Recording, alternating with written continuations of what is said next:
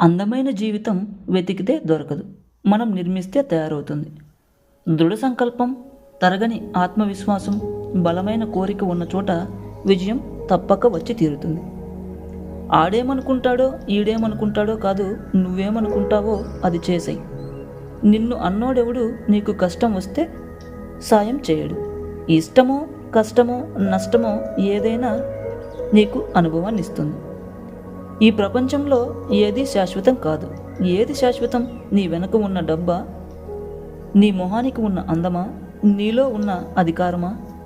అసలు నువ్వే ఈ భూమి మీద శాశ్వతం కాదు. ఇవన్నీ నీకెలా శాశ్వతం అవుతాయి?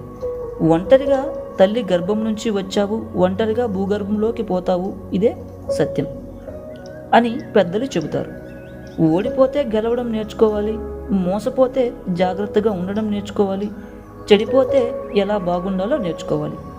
గెలుపును ఎలా పట్టుకోవాలో తెలిసిన వాడి కంటే ఓటమిని ఎలా తట్టుకోవాలో తెలిసిన వాడే గొప్ప ఈ ప్రపంచంలో.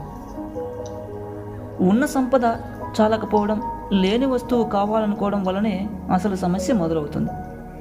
ఎప్పుడైతే తనను మించినవాడు లేడనుకుంటాడో ఆ క్షణంలోనే అతని అన్ని విషయాల్లో అధిగమించినవాడు తారసపడతాడు. ఇది సత్యం.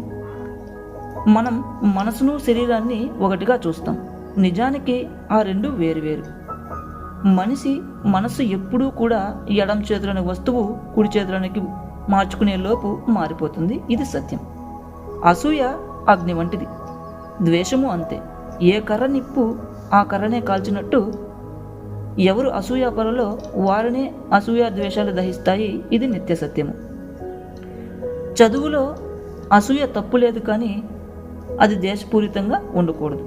పోటీతత్వంలో పట్టుదలగా విద్య నేర్వాలి. వాయిదాలు వేయకుండా విద్యా కృషి చెయ్యాలి. రేపు చదవచ్చు అని బద్దకిస్తే చివరికి అది పరీక్షల సమయం దాకా ఆచరణగా మారదు. అప్పుడు ఆందోళన, ఆవేదన పడుతూ ఆరోగ్య భంగం చేసుకోవాల్సి ఉంటుంది. స్పర్ధయా వర్ధతే విద్య అని పెద్దలు చెబుతారు. అసూయ లేని హృదయం పరిశుద్ధ దేవాలయం. అసూయ లేదంటే ప్రేమకు నిలయమని అర్థం. ప్రేమ పున్నమి వెన్నెల లాంటిది, అందరినీ ఆకట్టుకుంటుంది, భగవంతుని కూడా ప్రశంసని చేస్తుంది. అసూయ లేని వారికి ద్వేషం ఉండదు, శత్రువులు ఉండరు. అసూయ నుంచి విముక్తి పొందడానికి కూడా తహతహలాడాలి. అప్పుడే నిజమైన ఆధ్యాత్మిక జీవితం సాధ్యమవుతుంది. ఓం నమో వెంకటేశాయ.